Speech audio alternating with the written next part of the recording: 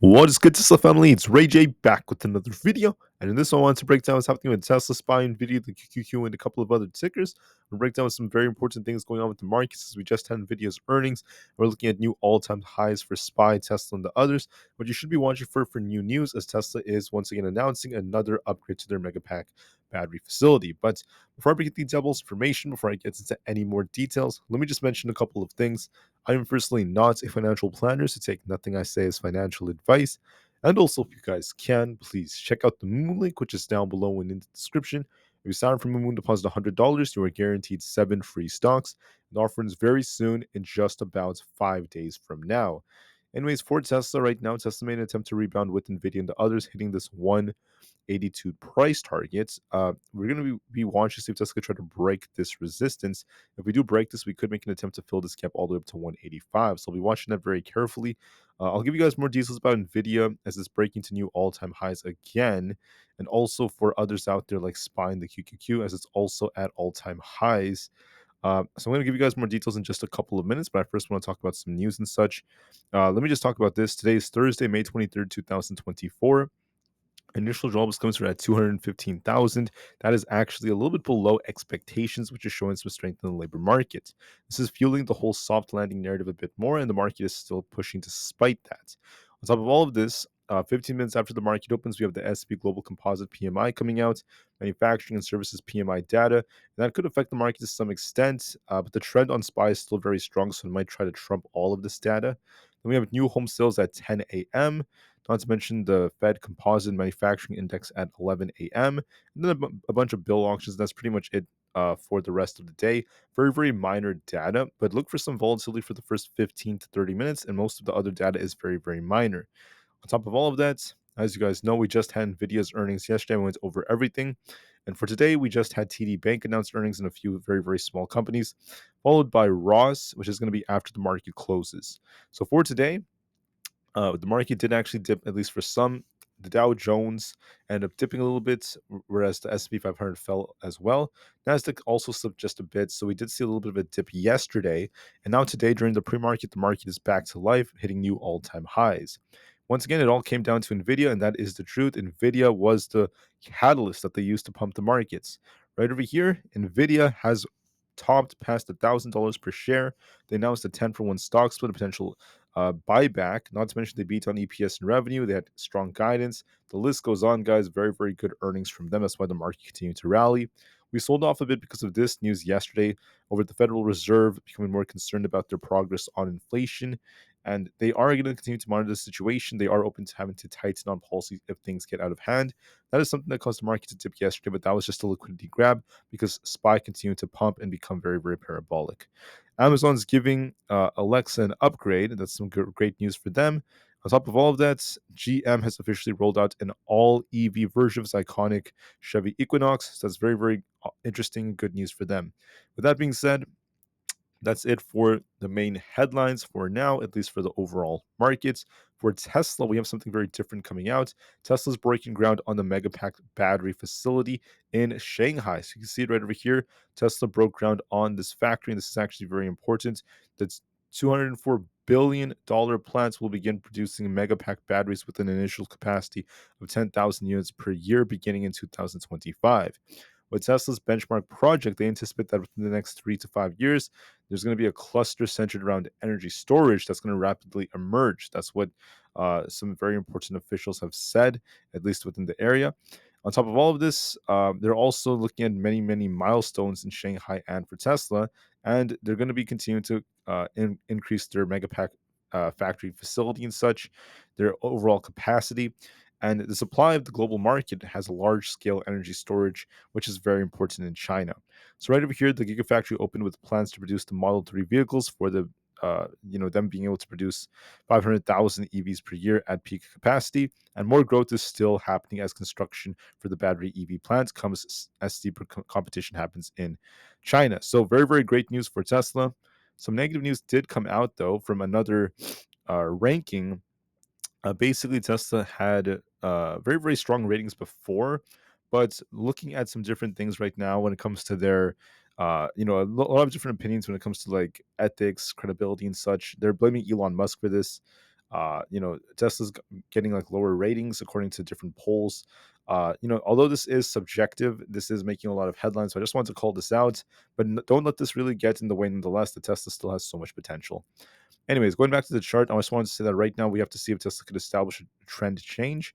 We have this gap to fill down here below. If Tesla dips a bit to fill this gap, we have to hold our 50 EMA. If we hold this, then yes, we could see an attempt to rebound just like that. So we have to see how well Tesla holds up. If we were to lose 178, we're bearish. Tesla's going to be dipping down to about 176.75 to 175. If we break past 182 and hold above it, we do have potential to go all the way up to fill this gap and get close to 185. So we'll be watching to see which way it breaks. If we do dip a little bit, we have to hold our 50 EMA, this 179.84 area. So if it does come down to fill this gap a bit, look for a bounce and attempt to go higher. We have to try to break this top right here in the 182s to turn bullish. I suspect it might actually come down a bit and try to bounce. I'm hoping we do try to break 182, and I think that there is some potential in Tesla, thanks to the overall market, to push a little bit higher. But just to be safe, look for confirmation. Let's see if we could hold above 182.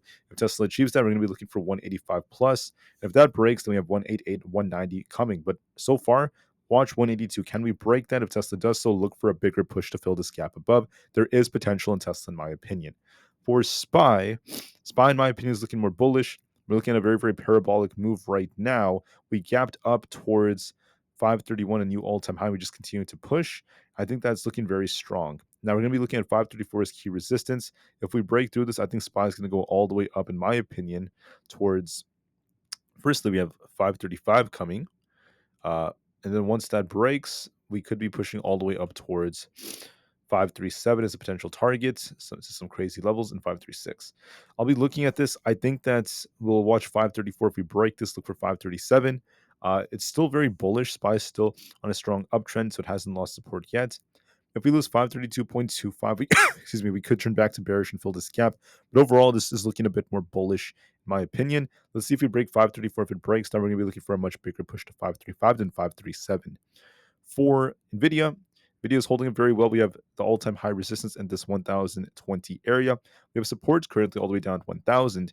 There is potential for us to go a little bit higher. Might pull back a little bit from here, retest like 1000 flat before it tries to bounce and continue higher. Overall, the trend is bullish. We haven't really lost 1000 to turn back down. As long as we're above 1000, Nvidia holds this, then yes, it could continue to push, and it favors the bulls. For the QQQ, we're at a new all-time high at this 460 area. We did call this zone out. We're going to be looking at that very, very carefully at 460. We actually have resistance now at 461, so it actually broke past 460. If that breaks, I'll be looking at 462.5. If we break past that, I'll be looking at 464, then 465 as our next resistance levels. But overall, it's still very, very bullish, still trying to break out. If we lose 460, there's going to be a risk of it tipping back down to fill the gap down here. And we have to try to break and hold above 461. If we do so, I'll be looking for 462, then eventually 464. Overall, the chart is more bullish. For Apple's also looking pretty good right here, trying to rebound a bit. Going to be looking for a push towards 192 all over again. If we break this, look for 192.5. I think it's going to push a little bit higher, in my personal opinion. If we lose 191.11, then yes, we could dip down to 190.5, but the chart does favor a little bit more upside on the hourly time frame. Bitcoin, it's been coming down a bit. You guys can see right here how it's kind of reacting. We have support now at 69,000, very close to that range. If we lose that, we're going to be dipping all the way down towards lower levels such as the 68,000 area. So there is a risk of Bitcoin dipping a bit as the market pushes higher. So just be careful with Bitcoin, guys. I'm seeing some weakness on the charts. And then just for a few more, just to be real quick, we have Coin. Once again, trying to push up thanks to Nvidia. Going to be looking for a test of 240 again. Might drop down to our 20 EMA at 231, then start bouncing for 240. Still looks bullish overall. Amazon's trying to rebound. Look for a test of 185 and see how we end up reacting. If we break this, look for 187. If we fail to do so, we might come short. My gut tells me it might dip a bit towards our 50 EMA at 183, then bounce back up. So look for a little dip and then a bounce, and I see potential in this, in my personal opinion. For Meta, in my opinion, has a little bit more upside potential. We could retest this lower 474 area and try to rebound. I think that we could be pushing for 476 and 478.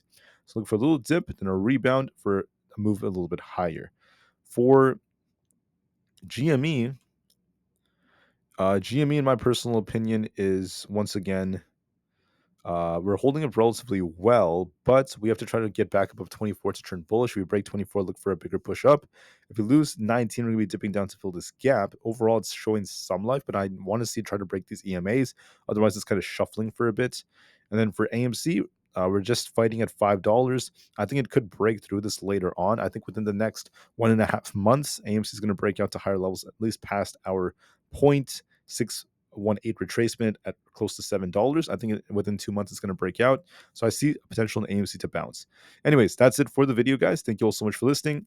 For Tesla, let's see it try to break 182. If we break that, we're going to be looking for a push back up towards 185. I'm seeing potential in the charts, and we did get some good news that could help Tesla. With that being said, thank you all so much for listening. I'll be back in just a few hours to give you guys another update. And please take care and watch your levels very carefully. Just know that Tesla has potential thanks to Nvidia and the markets. Thank you, and peace out.